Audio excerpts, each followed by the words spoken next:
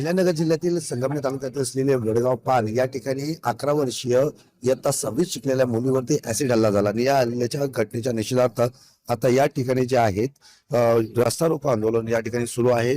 या ठिकाणी नागरिकांचा रोज जो आहे मोठ्या प्रमाणात आपल्याला पाहायला मिळतोय आणि हे आपण जो बघतोय तर या ठिकाणी नागरिक जे आहेत हे रस्त्यावर उतरल्याचं चित्र जे आहे ते समोर आहे। या ठिकाणी आपण बघतोय नागरिकांमध्ये जो आहे त्या भावना ज्या आहेत अतिशय तीव्र स्वरूपाच्या आहेत।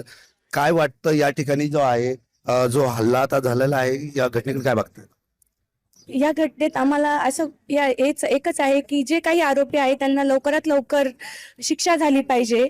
त्या मुलीला आता इथून पुढेही ज्यावेळेस ती परत आमच्यात येईल तर त्यावेळेस तिला एक सुरक्षित वातावरण दिलं गेलं पाहिजे, कारण तिचं बालपण ती 6वीला होती, ती अजून फुलायचं होतं तिला, आणि तिचं जर ज्या पद्धतीने हा हल्ला म्हणजे तिच्या पूर्ण काय म्हणता येईल तिच्या आयुष्याचा एक महत्वाच्या घटने याच्यावर हे झालेलं, तर एक समाज म्हणून किंवा एक गाव म्हणून आपण तिला अशा पद्धतीने वातावरण दिलं पाहिजे की आता ती व्यवस्थित झालं पाहिजे। आणि तिसरी गोष्ट म्हणजे बाकीच्याही मुली, तिच्या आजूबाजूच्या मुली ज्या काही घाबरलेल्या असतील त्यांनाही एक सुरक्षित वातावरण अशा पद्धतीने झालं पाहिजे की काही झालं तरी चुकीचं वातावरण जर असेल, चुकीचं तुमच्याबद्दल जर कोणी वागत असेल तर त्यांना शिक्षा ही झालीच पाहिजे, एवढंच एक आमचं म्हणणं आहे। या ठिकाणी जे आहे तर महिला सुरक्षेचा नारा लावला जातोय, महिला सक्षमीकरणाच्या संदर्भात शासन प्रयत्न करतात, मात्र अशा घटना ज्या घडत आहेत तर काय महिला म्हणून भेटत आपला महाराष्ट्र काय फक्त शिवाजी महाराजांचा महाराष्ट्र म्हणायचं राहिलाय का? आता इथे मुलीला आज 21व्या शतकात महिला सुरक्षित नाहीयेत आणि या गोष्टींचा आम्ही निषेध करतो। आणि मुलींची सुरक्षा ही खूप महत्वाची झाली आहे, कारण इथे या शाळेमध्ये 4-5 गावचे मुली शिकायला येतात। या जर आमच्याच गावातल्या मुलीला जर असं होत असेल तर बाकीच्या पालकांनी बाहेरून कसे मुलींना शिक्षणासाठी इथे पाठवायचं? त्यामुळे आज 24 तास होऊन गेले तरी काही तपास लागलेला नाहीये आणि हे ऍसिड वगैरे हे पदार्थ येतात कुठून मुलांकडे? काही गोष्टींना काही ऍसिड भेटत नाही आणि मुलांकडे अशा गोष्टी करण्यासाठी ऍसिड येतात। याचा पण तपास पोलिसांनी लावला पाहिजे लवकरात लवकर। काय वाटतं बाबा या ठिकाणी जे आहे सगळे रस्त्यावर उतरलेले आहेत आणि या मुलीच्या न्यायासाठी काय भावना आहे, काय झालं पाहिजे? काल या अल्पवयीन मुलीवर जो ऍसिडचा भ्याड हल्ला झाला एकदम घृणास्पद परिस्थिती आहे।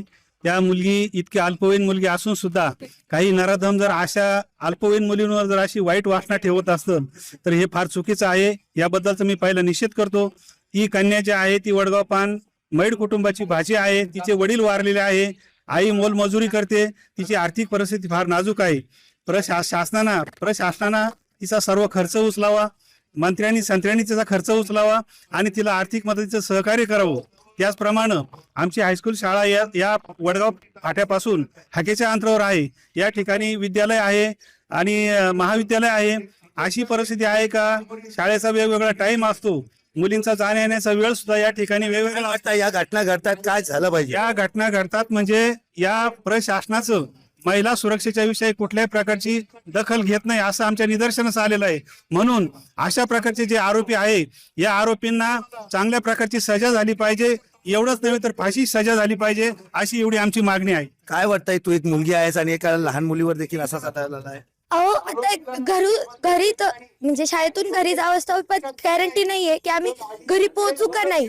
हे ऍसिड कुठून भेटतंय याचा पण तपास लागला पाहिजे आणि भीती वाटते आता घरून शाळेपर्यंत जायला। आता आपण बघतोय की या ठिकाणी जे आहेत अतिशय आक्रमकपणे या ठिकाणी ग्रामस्थ रस्त्यावर उतरलेले आहेत। आरोपीला कठोर शासन झालं पाहिजे, त्याचबरोबर महिला सुरक्षेचा जो प्रश्न आहे तो प्रशासनाने शासनाने मार्गी लावला पाहिजे अशी मागणी या ठिकाणी आंदोलक करत आहेत। जय सावंत, जय महाराष्ट्र न्यूज करता संगमनेर, अहिल्यानगर।